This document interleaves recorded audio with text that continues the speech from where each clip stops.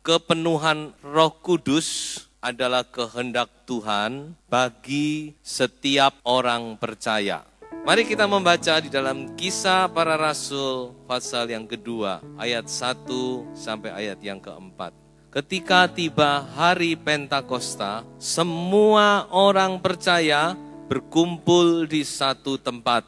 Dan tampaklah kepada mereka lidah-lidah seperti nyala api yang bertebaran dan hinggap pada mereka masing-masing. Haleluya. Ini adalah Pentakosta pertama di zaman gereja. Ini adalah patron, model dari pengalaman Pentakosta yang selanjutnya. Jadi semua pengalaman Pentakosta mengacu kepada Kisah Rasul pasal 2 ini. Memang kita sekarang tidak melihat secara fisik adanya lidah-lidah api di atas kepala, tetapi saya yakin di dalam alam roh itu ada pada waktu kita dipenuhkan dengan Roh Kudus, saudara. Yang jelas, orang yang dipenuhkan dengan Roh Kudus itu punya satu tanda, yaitu berbahasa lidah, seperti yang diilhamkan oleh Roh Kudus. Tapi jangan dibalik, bukan berarti kalau orang berbahasa lidah pasti penuh Roh Kudus. Belum tentu, karena sekarang banyak bahasa lidah yang diajarkan. Ayo ikut saya.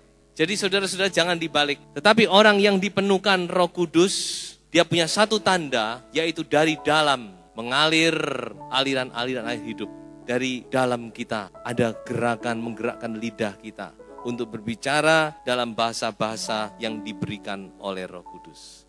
Nah saudara, yang saya mau tekankan di dalam ayat-ayat ini, yaitu kita melihat pada kepenuhan Roh Kudus yang pertama, firman Tuhan mencatat bahwa semua orang percaya yang berkumpul di kamar loteng Yerusalem, semua penuh. Bukan 12 orang, bukan 70 orang, tetapi semua, jumlahnya 120 orang, semua penuh. Jadi saudara-saudara, pada waktu Roh Kudus melawat itu, tidak ada satu yang ketinggalan. Semua dipenuhkan Roh Kudus. 120 orang kumpul di situ. 120 orang semua penuh. Ini penting, saudara. Kalau kita lihat lagi di dalam Kisah Rasul pasal 4 ayat 31. Kisah Rasul pasal 10 ayat 44. Kisah Rasul pasal 19 ayat 6. Selalu dikatakan semua penuh. Haleluya, haleluya. Tidak ada satupun yang terlewatkan. Roh Kudus melawat semua yang ada di tempat itu, saudara-saudara. Jadi kata kunci dari pekerjaan Roh Kudus adalah semua. Kalau Roh Kudus bekerja itu semua. Kehendak Tuhan, semua orang percaya penuh dengan Roh Kudus. Amin. Haleluya. Tuhan tidak pandang bulu, Tuhan tidak pilih kasih. Oh ini hamba Tuhan, oh ini pelayan Tuhan, oh ini setia, oh ini suka memberi, oh ini tidak, saudara-saudara. Semua Tuhan mau penuhkan dengan Roh Kudus, amin. Tuhan kita yang luar biasa.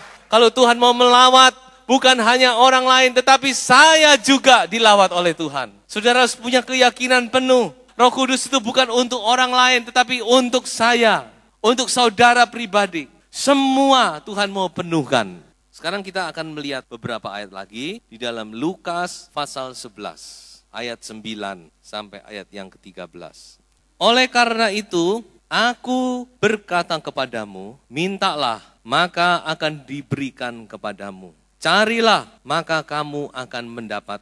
Ketoklah, maka pintu akan dibukakan bagimu. Bapak manakah di antara kamu, jika anaknya minta ikan daripadanya, akan memberikan ular kepada anaknya itu ganti ikan?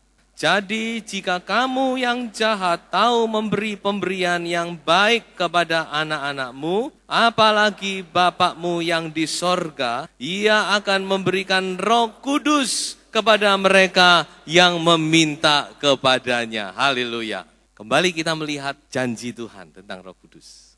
ini bukan Roh Kudus kelahiran baru. Saya telah sampaikan bahwa setiap orang yang lahir baru, dia ada Roh Kudus. Roh Kudus dihembuskan, ada kehidupan ilahi di dalamnya. Tapi jelas ini bukan, karena kelahiran baru itu otomatis Tuhan menanamkan rohnya, benih ilahi itu. Jadi tidak usah diminta. Tapi Tuhan Yesus berkata di sini untuk meminta. Jadi ini berbicara tentang baptisan Roh Kudus, kepenuhan Roh Kudus, pengalaman Pantekosta. Jadi kalau saudara perhatikan, saudara tadi membaca ayat 10, ada 3 kata yang diulang-ulang di situ. Kata apa di situ, saudara? Setiap. Jadi di sini kita melihat ada satu jaminan Tuhan, kepastian dari janji Tuhan itu. Tuhan menjamin bahwa setiap orang yang meminta, dia akan mendapat. Lalu kalau meminta tidak mendapat bagaimana? Mencari. Ada satu usaha di situ. Meminta tidak dapat, mencari. Setiap orang yang mencari akan mendapat. Lalu kalau tidak mendapat bagaimana? Mengetok. Kadang-kadang kita mengetok pintu, kita harus sabar. Jadi saudara-saudara, kita melihat di sini Tuhan menjamin bahwa Roh Kudus itu diberikan kepada setiap orang yang mau meminta, mencari, dan mengetok. Haleluya. Saudara bisa pegang ayat ini. Jadi tidak ada kata gagal. Tidak mungkin saudara-saudara kita tidak akan menerima kalau kita mau meminta, kalau kita mau mencari, dan kalau kita mau mengetok pintu. Haleluya. Karena kehendak Tuhan memberikan Roh Kudus kepada kita. Bapak mana yang tidak memberi kepada anak-anaknya yang baik? Bapak yang jahat sekalipun pasti memberikan yang terbaik untuk anak-anaknya. Apalagi Bapak kita di sorga. Dia tahu apa yang terbaik, yaitu Roh Kudus. Dia berikan kepada setiap orang yang meminta, mencari, dan mengetok. Kehendak Tuhan supaya kita dipenuhkan Roh Kudus. Saudara percaya, saudara pasti akan mendapat, memperoleh janji Tuhan itu. Saudara pegang, saudara berdiri dengan iman. Efesus pasal 5 ayat 17 dan ayat yang ke-18. Sebab itu janganlah kamu bodoh, tetapi usahakanlah supaya kamu mengerti kehendak Tuhan. Dan janganlah kamu mabuk oleh anggur, karena anggur menimbulkan hawa nafsu. Tetapi hendaklah kamu penuh dengan roh. Di sini kita diperhadapkan kepada pilihan hidup. Kita mau bodoh atau kita mau bijaksana, itu tergantung pada diri kita sendiri. Bukan kepada Tuhan. Jadi Tuhan sudah berkata, jangan kamu bodoh. Dengan lain kata, jadilah anak Tuhan yang bijaksana. Anak Tuhan yang bijaksana itu anak Tuhan yang bagaimana? Yaitu anak Tuhan yang mengerti kehendak Tuhan. Tuhan punya kehendak, kita harus mengerti. Lalu apa kehendak Tuhan bagi kita? Di sini dituliskan, jangan mabuk oleh anggur. Bukan berarti anggur ini whisky, bir, bukan, saudara-saudara. Tetapi di sini berbicara tentang dunia. Jangan sampai kita mencari, kita terbenam, kita terpesona dengan segala keadaan dunia ini. Tetapi dikatakan, hendaklah kamu penuh dengan Roh Kudus. Perhatikan ini. Ini perintah, saudara. Bukan pilihan, bukan option. Firman Tuhan berkata, hendaklah kamu bijaksana, hendaklah kamu mengerti kehendak Tuhan, dan hendaklah kamu penuh dengan Roh. Tuhan memberi perintah di sini, penuh dengan Roh. Jadi kepenuhan Roh Kudus itu bukan pilihan sebenarnya. Ya toh banyak anak Tuhan tidak penuh Roh Kudus. Bahkan banyak anak Tuhan tidak mendengar, tidak mengerti tentang Roh Kudus. Jangan berkata demikian. Masalah orang tidak mengerti itu masalah Tuhan. Tuhan punya cara sendiri untuk mengertikan. Tetapi kita yang sudah mengerti, kita harus penuh dengan Roh Kudus. Tidak ada pilihan kedua. Ini bukan pilihan, bukan soal pilihan. Ini soal hidup dan mati. Mengapa saya katakan demikian? Coba kita sekarang melihat di dalam Matius 25 ayat 1-13. Saudara sudah tentu tahu judulnya, yaitu tentang gadis-gadis yang bijaksana dan gadis-gadis yang bodoh. Kisah tentang orang-orang yang tertinggal, saudara. Ketinggalan. Tapi sebelum kita ke sini, saya akan bacakan dari Ibrani pasal 4 ayat 1. Sebab itu, baiklah kita waspada, supaya jangan ada seorang di antara kamu yang dianggap ketinggalan. Sekalipun janji akan masuk ke dalam perhentiannya masih berlaku. Ini satu peringatan, jangan sampai kita ketinggalan. Berarti ada yang akan ketinggalan, saudara. Dan jangan sampai kita ketinggalan. Nah sekarang kita coba baca ayat 1 sampai ayat yang keempat saja dari Matius 25. Pada waktu itu, hal kerajaan sorga seumpama 10 gadis yang mengambil pelitanya dan pergi menyongsong mempelai laki-laki. 5 di antaranya bodoh dan 5 bijaksana. Gadis-gadis yang bodoh itu membawa pelitanya, tetapi tidak membawa minyak. Sedangkan gadis-gadis yang bijaksana itu membawa pelitanya dan juga minyak dalam buli-buli mereka. Apa yang membedakan bodoh dan bijaksana di sini? Jawabnya mudah, yaitu persediaan minyak.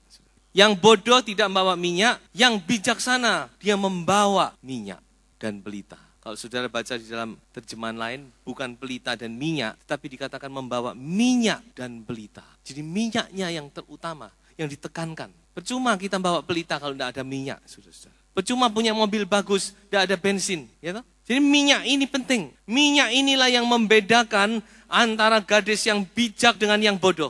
Minyak ini juga yang akan membedakan anak Tuhan di akhir zaman, gereja di akhir zaman, yaitu gereja yang bodoh dan gereja yang bijaksana. Minyak kita tahu berbicara tentang Roh Kudus.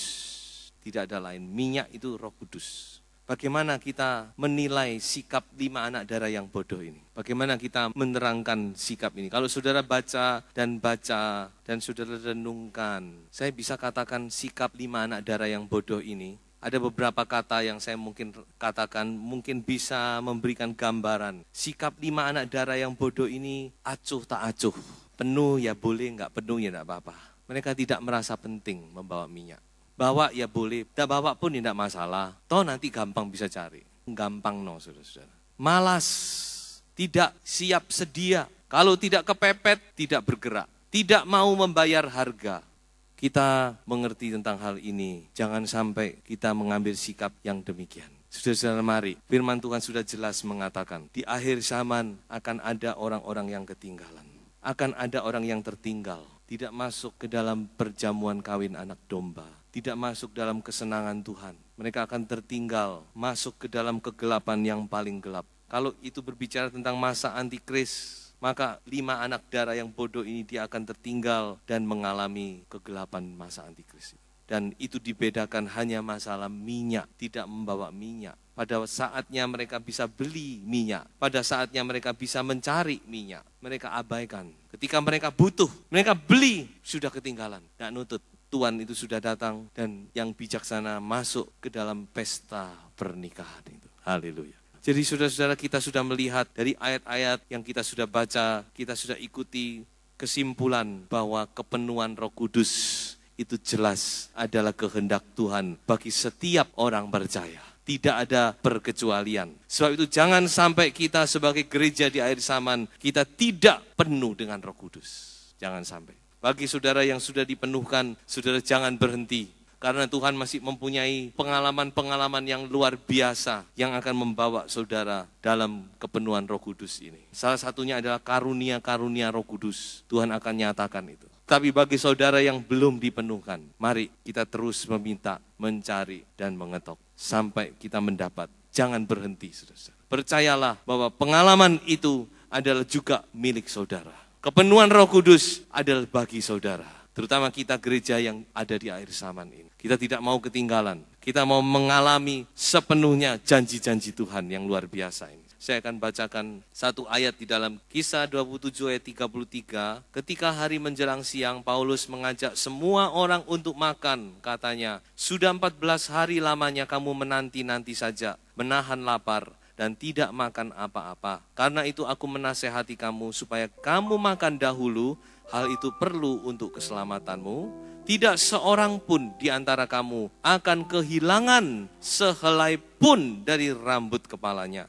Sesudah berkata demikian, ia mengambil roti, mengucap syukur kepada Allah di hadapan semua mereka, memecah-mecahkannya, lalu mulai makan. Maka kuatlah hati semua orang itu, dan mereka pun makan juga.